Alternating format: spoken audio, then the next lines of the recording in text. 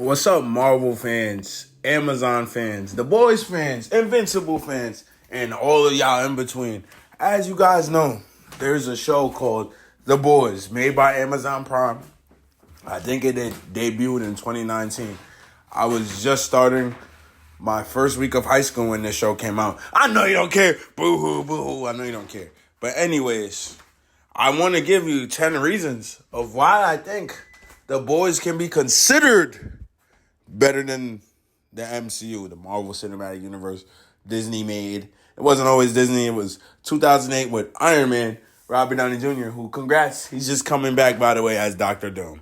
But here's one reason. The dark and gritty tone. Well, what started out cool with the MCU being so lighthearted is now just overplayed. Where movies that are supposed to be dark has these stupid, corny jokes, and we're all older now. But The Boys offers a more realistic and gritty portrayal of superheroes, where we literally get in the first scene of The Boys, if you haven't watched, a brutal death, which was an accident. You know what I'm saying? If y'all watched it, you know. I don't want to spoil, because some people actually have not watched The Boys in 2024. Such a shocker, but they just haven't. So there's a brutal death. I'm not going to say by who, but that character becomes lovable in 2024. So the gritty portrayal of the superheroes, addressing moral ambiguities and the darker side of power.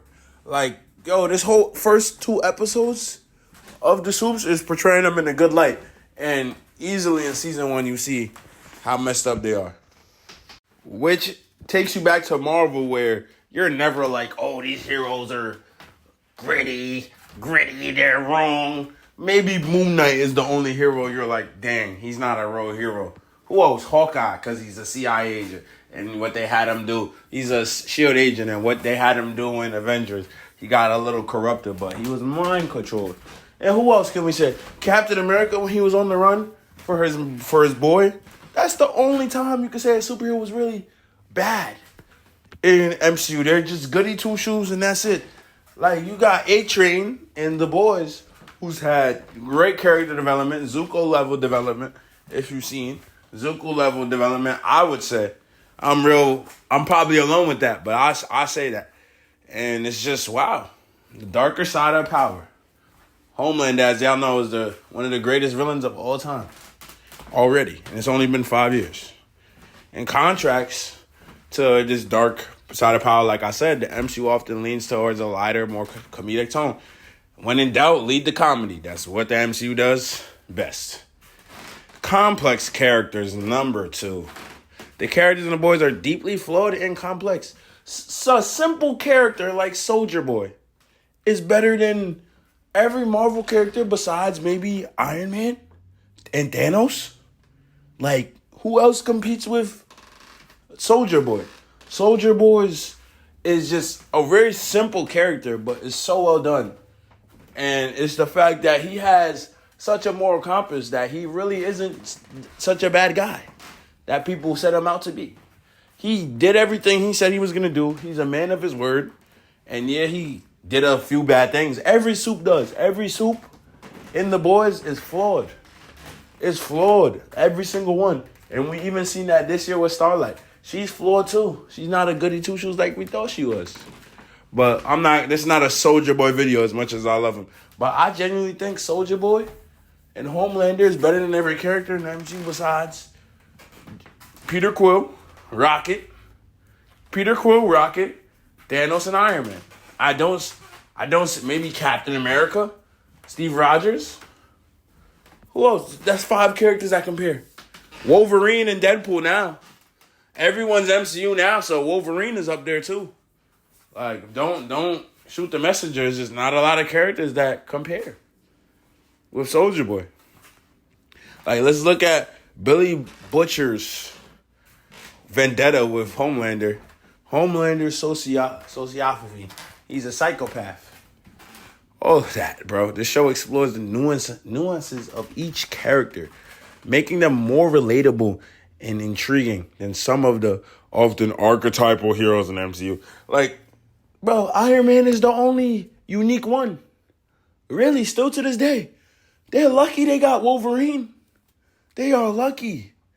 They are lucky they have Wolverine now. Wolverine is saving them. And it's a new Wolverine too, but still it's Wolverine. I can't argue with that. That's my favorite hero ever. The Boys provides sharp satire on corporate culture. So this is this third reason, the satirical social commentary. Look, celebrity worship and the idolization of superheroes. It's literally all there. Vought. Just imagine if the Marvel heroes were real and Marvel was the biggest company in the world. That's The Boys. And you know what's funny? V24 dropped before. What's that called? D23? The thing that comes out with all the announcements? Yeah, it was. They had Tech Night with Nirvana. You know what I'm saying? Like, Marvel got to step up, bro. They had to bring Robert Downey Jr. back because The Boys did it better. I'm just saying.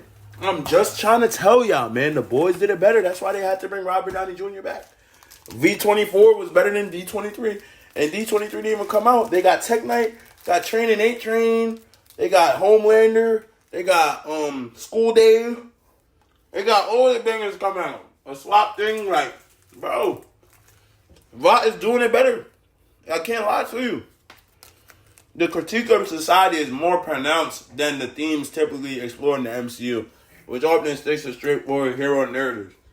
Like, for example, I don't like talking about politics, but let's talk about it just briefly. In The Boys season 4, there was an election. In the background of each season, Victoria Newman was going, climbing her way through the Congress. Something like that is not put into the MCU until recent years, for real. Only in the Captain America movies. But in here, it was in the background in The Boys, but it was very important. It became so important this year, which y'all know the ended of season 4. If you watch The Boys. It's just easy to say. There's real consequences in The Boys. There's real consequences in the MCU, but only in the Avengers movies, for real. Like, even in Deadpool and Wolverine, there were consequences. Because they actually care about their mutant movies. But in No Way Home, there was consequences. In The Boys, there's consequences that they can't come back from. Like, Butcher is still gonna die. That's the consequence. He's still gonna die. Another consequence is, if you watch season 4, there's so many consequences. Just that last episode is a consequence of all their actions, and they can't be undone. They can't just go back in time and fix it for the multiverse saga. They can't do that. The show doesn't shy away from showing the brutal consequences of superhero actions. This stark realism highlights the potential dangers of unchecked power, while the MCU sometimes glosses over the aftermath of battles and conflicts. Like, let me give y'all a simple example. And I want to be somewhere for Marvel. I want to be a critique for everyone. But I'm just saying it as it is because I want it to be better. When Iron Man died, there was going to be a whole different thing. A whole different scene. A deleted scene of Morgan Stark. An older Morgan Stark. I forgot the actor who was going to be. It was going to be Haley Steinfeld or something like that. Someone famous. A young actor that's famous. To be the older Morgan Stark. And she would be talking to Tony Stark in the Soul World. Oh, no. They just got rid of it. Too much runtime, you know? Too much runtime. They got rid of that important scene that probably would have been loved to this day. Just like that. So that's number 4. Hey, I got 10 reasons. I might not even get over every reason because I already made my case of how The Boys is better. Subversion of superhero trope. Number 5. The Boys clearly subverts traditional superhero tropes. Like, they don't do it as bad, but they try to make someone look like a complete good guy. You know what I'm saying? A complete good guy, like Starlight is the only hero for real. Marie Moreau is trying to be a great hero. She still has some flaws, but Marie Moreau is probably the closest thing to a hero. Larry D. Jr.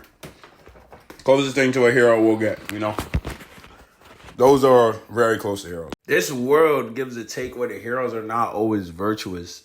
And that's cool. They are heroic, the ones I named in the Boys universe. But this fresh take is amazing because it keeps the viewers engaged and challenged, unlike the predictable hero-villain dynamics in many MCU films.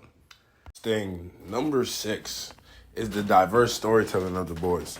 The series features a diverse array of stories and perspectives, including the struggles of marginalized characters. So we're talking about A-Train's whole story, even Starlight's entire story. Very interesting how she was church girl. She thought the powers were hers, but then she finds out that Compound V made her who she was. She wasn't a God-given talent. She was a lab-given talent, and that hurt her. But she still didn't become a villain for it. She actually became more of a hero. But A-Train, this dude went from taking the V as a drug because he was about to get replaced by a shockwave. So he went into a panic, took that, killed people by accident, but still got to gaslight Huey. Then he got kicked out the 7, joined the Church of the Collective, finessed his way back into the 7.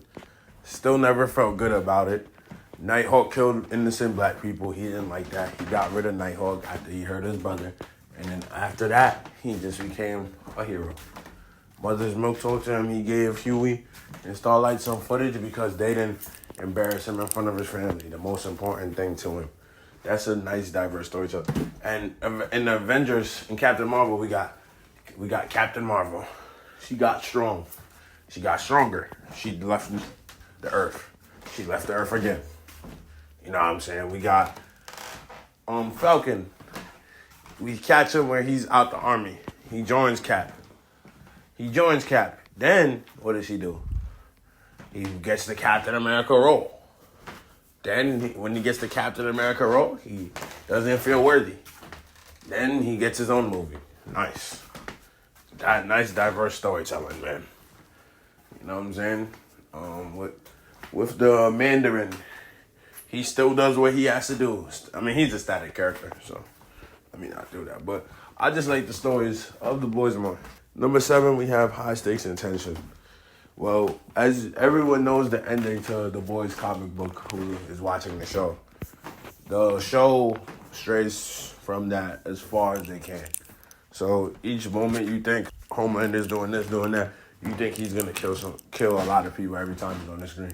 And he only did that one time this season, for real.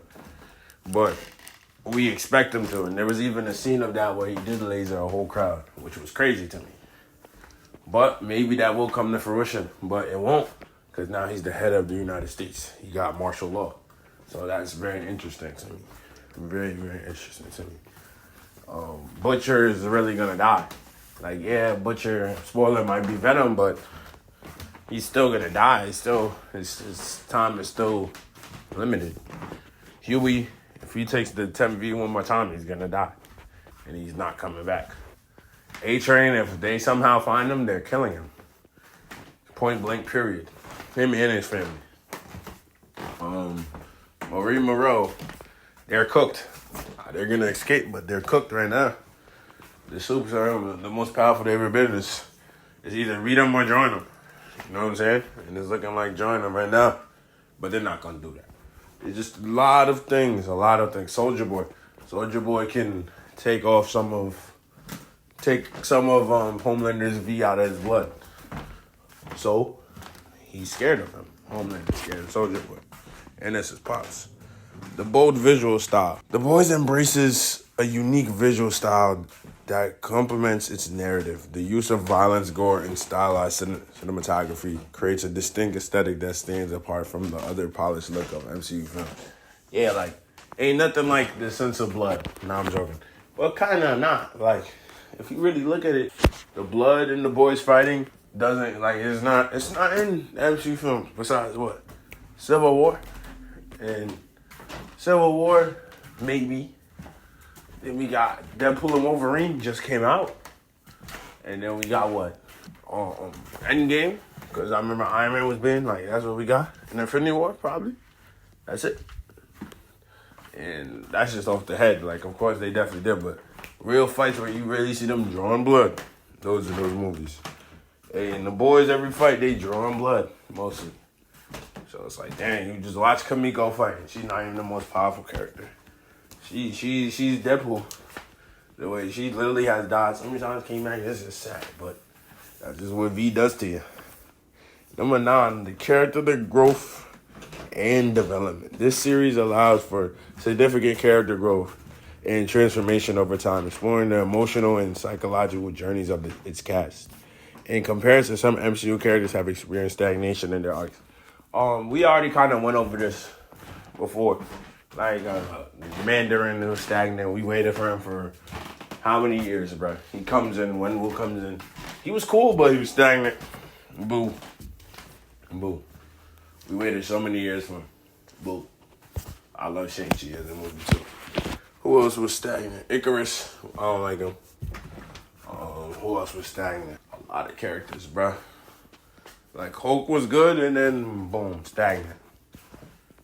Black Widow wasn't even the best character in the whole movie.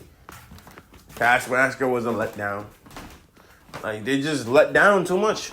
And what I don't like about it is how well received Hela was. Like, she was cool, bro. But they were like, greatest, one of the best MCU heroes ever. And if that's one of your best heroes ever in the villain universe, what are we doing? Like, she barely had any screen time. Maybe 12 minutes of screen time. Like, and we're calling her one of the best MCU villains ever at the time. And now, too, like, that's crazy. That's crazy to me. Just to let y'all know, I love the MCU. I'm always watching them movies a day early. Like, I'm just saying, Amazon's putting out better stuff. Number 10, focus on themes of power and corruption. The Boys delves deeply into themes of power, corruption, and morality, examining how those with power often exploit it. That's the whole point of The Boys. What if the superheroes are put in the real world? They'll be flawed. They will be doing dumb stuff. And what if there was no real villains? Because there's no real villains, so they're the villains for real. While the MCU touches on these themes, The Boys offers a more raw and thought-provoking exploration. Yeah. So those are the 10 reasons.